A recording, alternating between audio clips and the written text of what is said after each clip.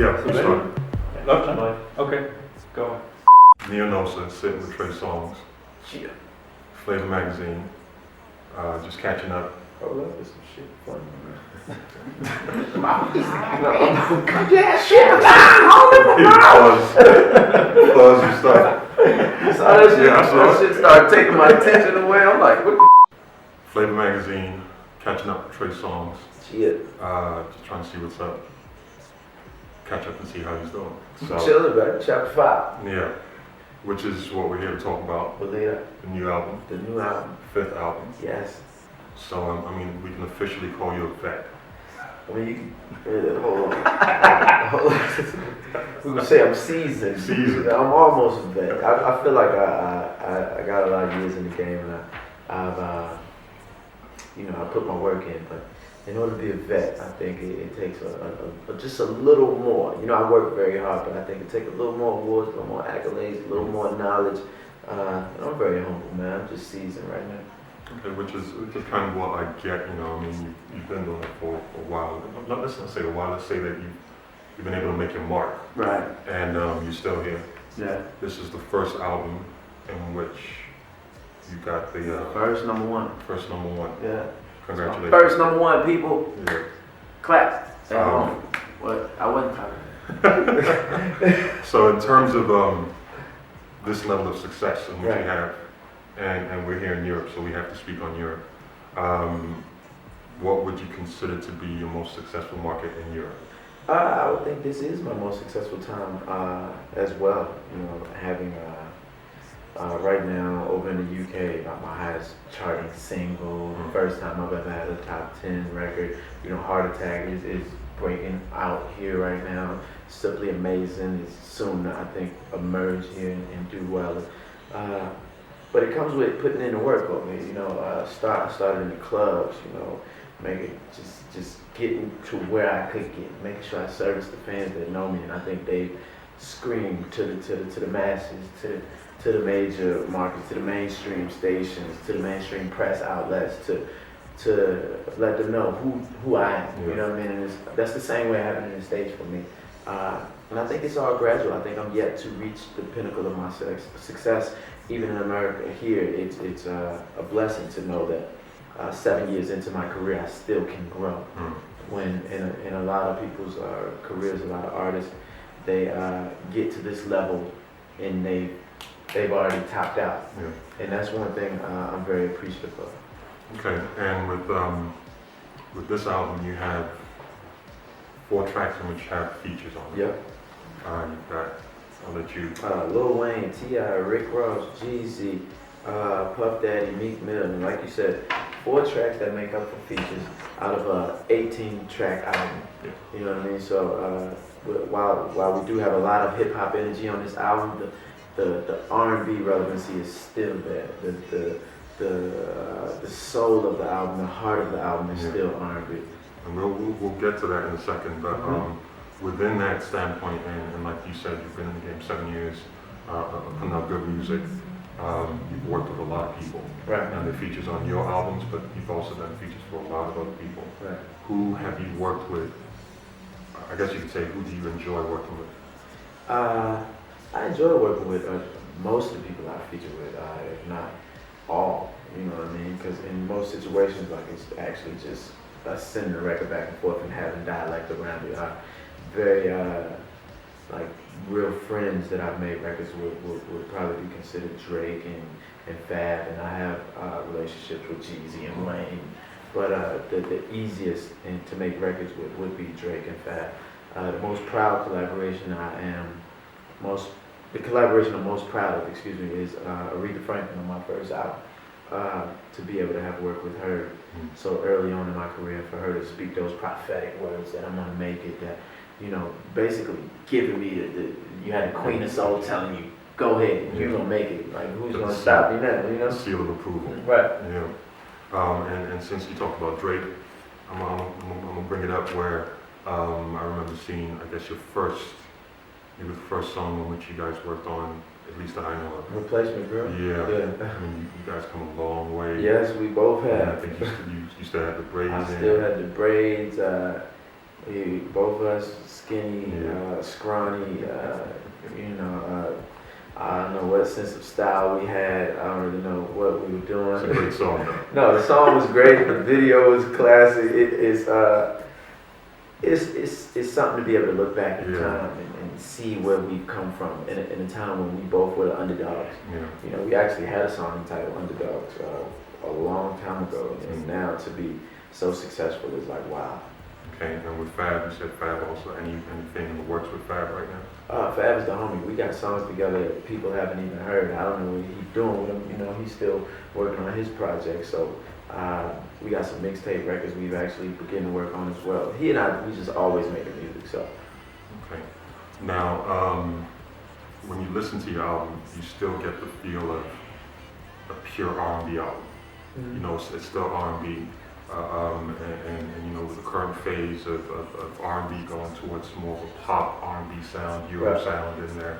You guys have guys like Neo and you know, other dudes in the game, you know, who kind of have that energy. You know, even Usher, Chris Brown, they have that little bit of a high energy pace to it. And then you also have guys who are still a little bit more attuned to the original soul of R&B, like, you know, The Weeknd and Frank Ocean. How do you feel about that current state? I feel like I'm gonna revert to The Weeknd and Frank Ocean first. I feel like they bring actually a new raw like edge to R&B. You know, it's like a dark and gloomy sound in most instances. I know from the mixtapes the way they started, and speaking on The Weeknd. Specifically, like it's so dark and mysterious, and you know the vocals are very penetrating. On Frank Ocean, he's a prophetic writer, like amazing. You know what I mean? And to see him go #1 without a radio smash spoke volumes. You know, to see him sell 135,000 records just without mainstream success, saying this is the guy. That spoke volumes to me. The Euro pop scene, I think you worded it correctly when you said a phase. You know, I've never based my music on phases or trends or what seems to be successful at the time. Because what's successful at the time is most likely transient. It's most likely disposable. It's most likely going to be forgotten about. The closest I've come to trendy, I would say, is LOL Smiley Face on my Ready album, which was a strategic move in order to get other records heard, because I knew this record would play. I knew it would call out good. I knew it would do good research at radio. You know what I mean? But as far as this album, Chapter 5, is concerned, now that I have 2 majorly successful albums under my belt, in the thought process of making Chapter 5, I'm like, I could do what I want. And that's what I did. So, since we're on the topic of Chapter 5 again, would you say that this is your, it has been today, based on the Billboard chart, it has been, I guess you could say, your most successful, I don't want to say your most successful, but as of right now, it's doing well? I think it's my best piece of work. Okay. Whether it outsells the other albums or whether it gets more awards or this, that, and the other, I'd say it's my best piece of work. Okay. Now, again, on the most recent video that came out, Hail Mary, Young Jeezy, Lil Wayne. I guess the question which I would ask is, how did that come about? And I was named Kevin Hart. Funny that's it seems you have a very good relationship with Kevin Hart. Yeah. I've seen, starting from the Diddy sequence. You know, all the way I've seen clips where you're at his parties, and I think you recently. Yeah, we're great friends, man. Kevin Hart is a great dude. If he says something, he's gonna do it. You know, he's not an industry cat that's gonna be cool when you see him in passing, and the next time he's gonna act different. You know, there are a lot of people that are that way. When I made the record Hail Mary, it was actually within this week I recorded 4 records. I recorded Fumble, Never Again, Hail Mary, and Check Me Out. Those were the last 4 records to be recorded on the album, and I actually recorded them within 2 or 3 days. Hail Mary, I actually wrote with Ezekiel Lewis, who's actually been writing with me since my demo. So when we had the concept, it was just a hook, and all we had was Hail Mary. We had no words. Just Hail Mary. And I was like, what are we gonna talk about? And the first thing that came to me was football, like going deep on it. It was very witty, very clever. And Wayne is good with stuff like that, metaphors and being sly and wordplay. And the production reminded me of Jeezy's earlier stuff, like something that could have been on Trap or Die, something that could have been on TM 101. And you know, when I thought about the concept for the video, I wanted to direct something that was fun and cinematic and unlike anything that was going on in videos nowadays. That was more like, you know, when you were excited about watching a video back in the day, instead of, I think people are more concerned now with just having content out versus having quality content out. Okay, and staying with that same video, you know, a little bit of a shocking, not really shocking, but a little bit of something which is shocking was Stevie J and Jocelyn from Love and Hip Hop. Do you watch Love and Hip Hop? I haven't watched Love and Hip Hop since the first episode, but I do understand that it is a phenomenon. I understand that the ratings are through the roof and that everybody's talking about Stevie J and Jocelyn. So in a comedic video, you know, whereas though everybody thinks Stevie J is hilarious and he plays very much into the character that people think he is. And you know, I just wanted to throw something in there. It was funny, you know, it was unexpected, and inside a video that's already wild and outlandish. You know, why not just throw the extra sauce on the shit? Okay. Now, a little bit more of a serious topic, the recent passing of Chris Lighton. I'm not sure if you've spoken on this already before, but when you hear about something like that within hip hop, especially someone who is as well known and has done so much within hip hop itself and R&B or urban music or whatever you want to call it, how do you specifically react to something like that? It's sad, man. It's tragic. You know, my manager Kevin Lyles was very close to Chris Lighton. A lot of the OGs in the game that I look up to were very close to Chris Lighton. I knew him on a level, on a speaking level, whereas though we would share conversation and whereas though we would share a little bit of insight about the game. And it's no way to put it besides sad, you know. And I hate to speculate on things like that because you never know. What happens with suicide is when somebody takes their own life, you know nothing. Because there's no way you can actually know or begin to even think about what actually is going on in a person's heart and a person's mind.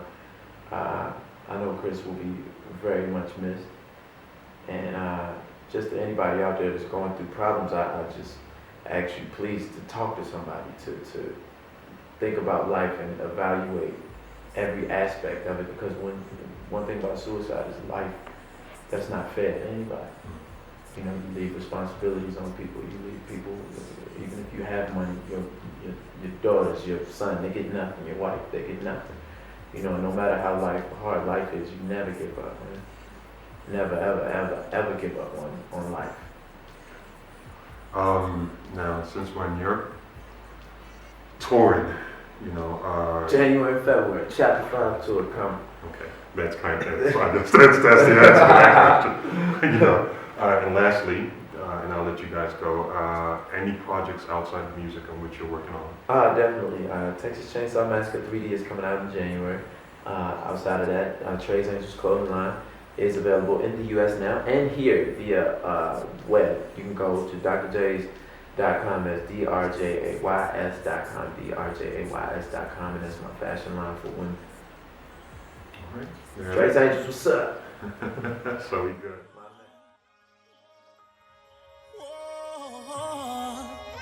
Chapter 5. Girl, I've been writing this story a long time. This is chapter 5.